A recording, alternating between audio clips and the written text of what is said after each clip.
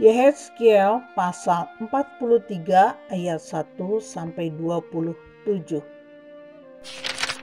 Tuhan kembali ke bait suci dalam kemuliaan. Lalu dibawanya aku ke pintu gerbang, yaitu pintu gerbang yang menghadap ke sebelah timur. Sungguh, kemuliaan Allah Israel datang dari sebelah timur, dan terdengarlah suara seperti suara air terjun yang menderu, dan bumi bersinar karena kemuliaannya.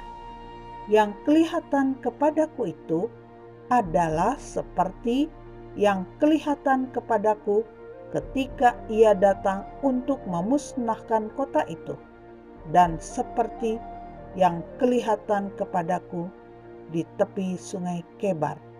Maka aku sembah sujud. Sedang kemuliaan Tuhan masuk di dalam bait suci melalui pintu gerbang yang menghadap ke sebelah timur. Roh itu mengangkat aku dan membawa aku ke pelataran dalam.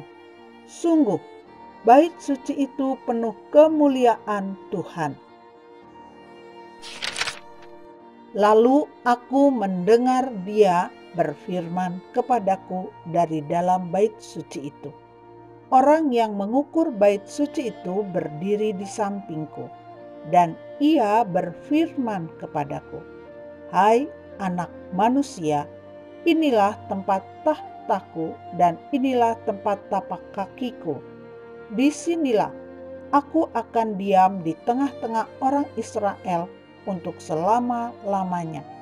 Dan kaum Israel tidak lagi akan menajiskan namaku yang kudus, baik mereka maupun raja-raja mereka, dengan persundalan mereka atau dengan mayat raja-raja mereka yang sudah mati. Juga tidak dengan meletakkan ambang pintu mereka dekat ambang pintuku atau mendirikan tiang-tiang pintu mereka dekat tiang-tiang pintuku, sehingga hanya dinding yang memisahkan aku dari mereka. Mereka menajiskan namaku yang kudus dengan perbuatan-perbuatan mereka yang keji. Maka dari itu, aku menghabiskan mereka dalam amarahku. Sekarang mereka akan menjauhkan ketidaksetiaan mereka dan mayat raja-raja mereka daripadaku, dan aku akan diam di tengah-tengah mereka untuk selama-lamanya.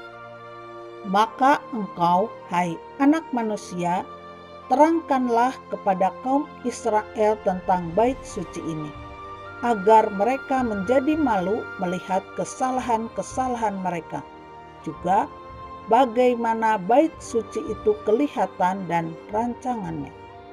Dan kalau mereka merasa malu melihat segala sesuatu yang dilakukan mereka, gambarlah bait suci itu, bagian-bagiannya, pintu-pintu keluar dan pintu-pintu masuknya, dan seluruh bagannya. Beritahukanlah kepada mereka segala peraturannya dan hukumnya, dan tuliskanlah itu di hadapan mereka, agar mereka melakukan dengan setia segala hukumnya dan peraturannya. Inilah ketentuan mengenai bait suci itu. Seluruh daerah yang di puncak gunung itu adalah maha kudus. Sungguh, inilah ketentuan mengenai bait suci itu. Ukuran-ukuran mezbah dan pentahbisannya. Inilah ukuran-ukuran mezbah itu dalam hasta, yaitu hasta yang setapak tangan lebih panjang dari hasta biasa. Paritnya adalah 1 hasta dalamnya dan 1 hasta lebarnya. Dan sekeliling parit itu ada tepi yang tingginya 1 jengkal.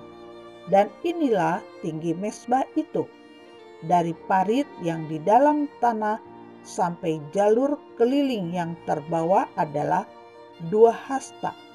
dan lebar jalur keliling itu adalah 1 hasta. Dari jalur keliling yang terbawah sampai jalur keliling yang di atas ada 4 hasta, dan lebar jalur keliling itu 1 hasta juga. Tempat perapian itu adalah 4 hasta tingginya. Dan dari tempat perapian itu muncul ke atas 4 tanduk. Tempat perapian itu panjangnya 12 hasta dan lebarnya 12 hasta. Jadi 4 persegi. Jalur yang mengelilingi perapian itu panjangnya 14 hasta dan lebarnya 14 hasta. Jadi 4 persegi juga. Sekeliling mezbah itu ada parit yang 1 hasta lebarnya, dan sekeliling parit itu ada tepinya yang 1/2 hasta lebarnya. Tangga mezbah itu adalah sebelah timur. Lalu ia berfirman kepadaku, "Hai anak manusia, beginilah firman Tuhan Allah. Beginilah peraturan mengenai mezbah itu ketika sudah selesai dibuat dan hendak mempersembahkan korban bakaran di atasnya dan menyiramkan darah padanya. Berikanlah kepada imam-imam orang Lewi dari keturunan Zadok seekor lembu jantan muda untuk korban penghapus dosa, sebab merekalah yang boleh mendekat kepadaku untuk menyelenggarakan kebaktian. Demikianlah firman Tuhan Allah. Dan ambillah sedikit dari darah itu dan bubuhlah itu pada keempat tanduk mezbah itu dan pada keempat sudut jalur keliling itu dan pada tepinya sekeliling.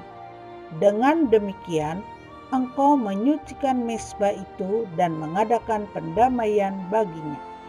Ambillah lembu jantan untuk korban penghapus dosa itu, dan orang harus membakarnya di tempat yang sudah ditentukan sekitar bait suci, di luar tempat kudus. Pada hari kedua engkau harus mempersembahkan seekor kambing jantan yang tidak bercela sebagai korban penghapus dosa, dan orang harus menyucikan mezbah itu seperti sudah disucikan dengan lembu jantan.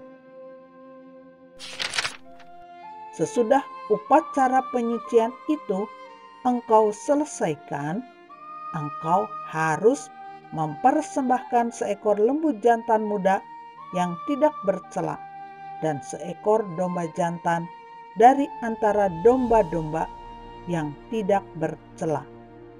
Engkau harus membawanya ke hadapan Tuhan, dan imam-imam harus menaburkan garam ke atasnya dan mempersembahkannya sebagai korban bakaran bagi Tuhan.